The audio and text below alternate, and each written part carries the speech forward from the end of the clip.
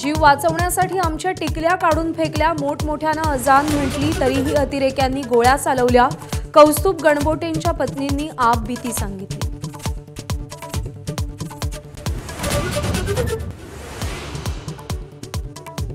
पहलगाममधील हल्ल्यात मृत्युमुखी पडलेले पुण्याचे कौस्तुभ गणबोटे आणि संतोष जगदाळेंवर अंत्यसंस्कार। शोकाकुल वातावरणात अखेरचा निरोप। पुण्यासह देश हळहळला।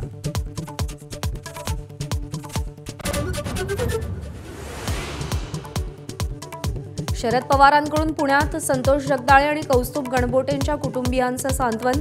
पहलगाम दहशतवादी हल्ल्याचा निषेध केला।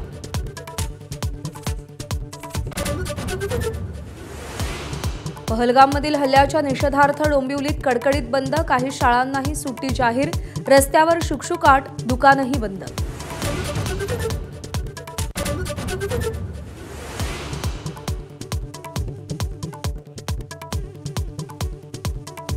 भारतानं केलेल्या राजनैतिक कोंडीला प्रत्युत्तर देण्याचा पाकिस्तानचा प्रयत्न। 1972च्या शिमला करारातून बाहेर पडण्याचा विचार। पाकिस्तानच्या राष्ट्रीय सुरक्षा समितीची आज बैठक।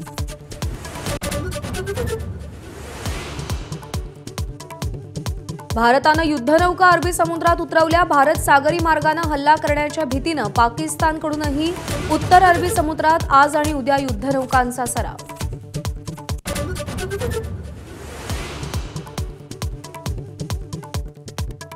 दहशतवादी हल्ल्यानंतर भारत सरकारचा पाकिस्तानला दणका। सिंधू पाणी वाटप करार स्थगित। अटारी बॉर्डर बंद करण्याचाही निर्णय। पाकिस्तानी नागरिकांना 48 तासात भारत सोडण्याचे केंद्राचे आदेश।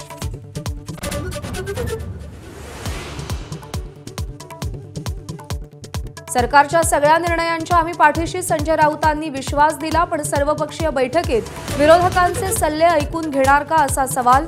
विशेष अधिवेशन बोलावण्याचीही मागणी।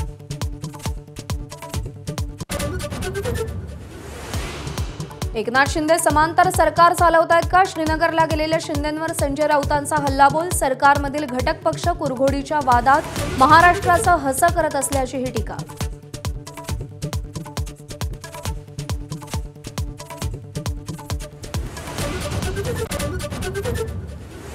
आयपीएलमध्ये मुंबई इंडियन्सनं विजयाचा चौकार लगावला। सनरायझर्स हैदराबादचा 7 विकेट्सनं पराभव।